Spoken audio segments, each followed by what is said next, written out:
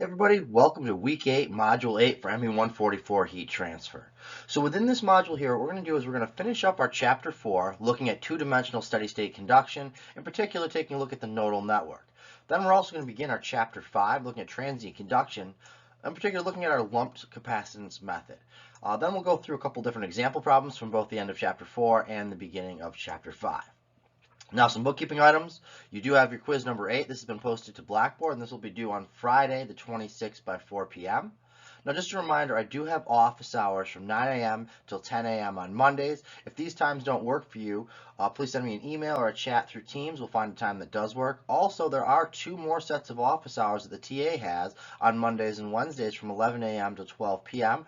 Here's his contact information, his email. This is a great opportunity to use this time for any homework questions or exam questions that you may have as you're going through those. The TA is the one who will be grading these assignments.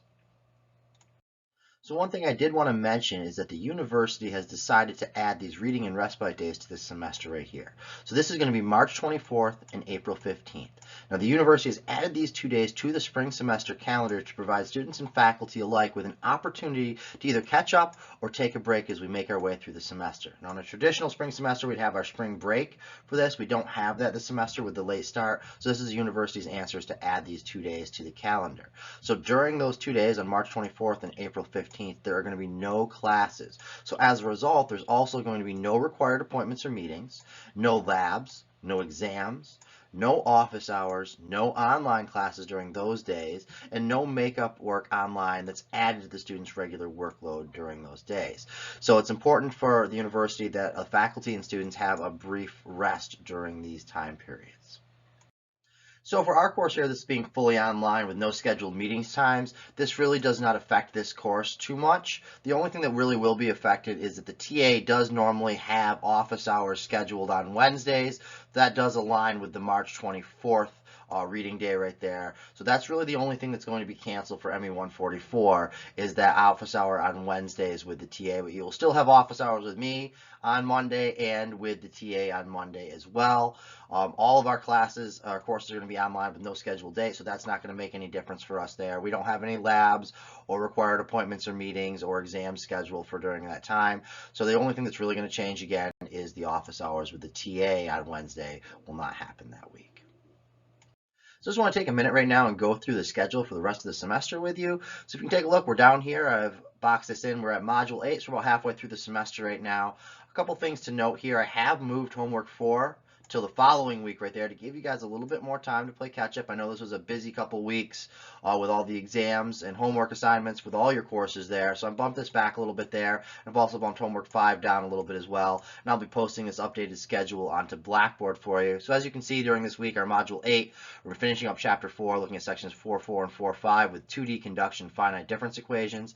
Then we'll also be looking at beginning chapter 5, 5.1 to 5.3 with transient conduction, looking at the lumped capacitance method there. So other things to notice that are coming up through the semester right here, we're going to get down to your exam number 2, and this right now is currently scheduled for module 12 right there. And then also you'll see module 14 and 15 right here. This is going to be dedicated to your group projects. So those last week and a half of classes right there, those last 3 lectures right there are going to be dedicated to that group project where, again, you're going to be creating your own project, turning in a copy to me, working on the solution to another group's project there, grading another group's project solution to your problem, and then giving a video presentation. So we've gone through this, and we'll go through and refresh that method as well that we're going to be following for the group projects there. But just a quick refresher of where everything falls for the rest of the semester on our calendar.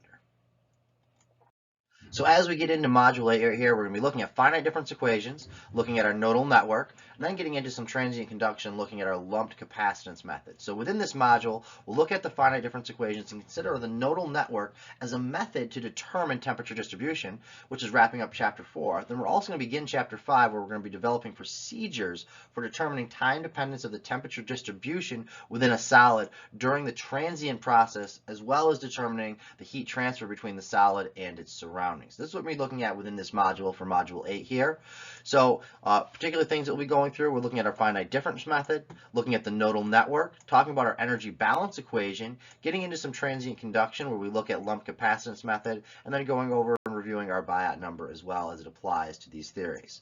So following along in your textbook, the required readings and viewings. So we're going to be looking at Chapter 4, finishing this up with sections 4.4 to 4.5. And then we'll be getting Chapter 5, looking at sections 5.1 to 5.3.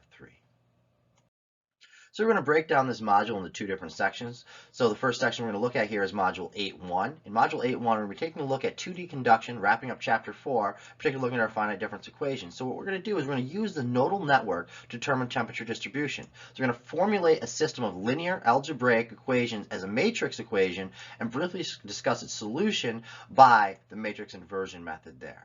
So objectives within this module here, take a look at that finite difference equation, and within that, look at our nodal network, finite difference form of the heat equation, and the energy balance method. Then we're going to take a look at how to solve the finite difference equations right there, looking at the formulation of the matrix equation and verifying the accuracy of the solution.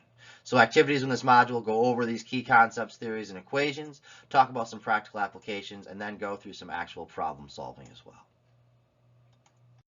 So then we're going to move on to Module 8.2, our second section within Module 8 right here. We're going to begin our Chapter 5, where we're looking at transient conduction right here. So we're going to develop procedures for determining time dependence of the temperature distribution within a solid during the transient process, as well as determining the heat transfer between the solid and surroundings within this module here. So objectives within this here, take a look at our lump capacitance method, talk about the validity of the lump capacitance method, and then use general lump capacitance analysis. So activities within this here, go over that theory for the above objectives right there, take a look at some of these governing equations, talk about some practical applications, and then go through some actual problem solving as well.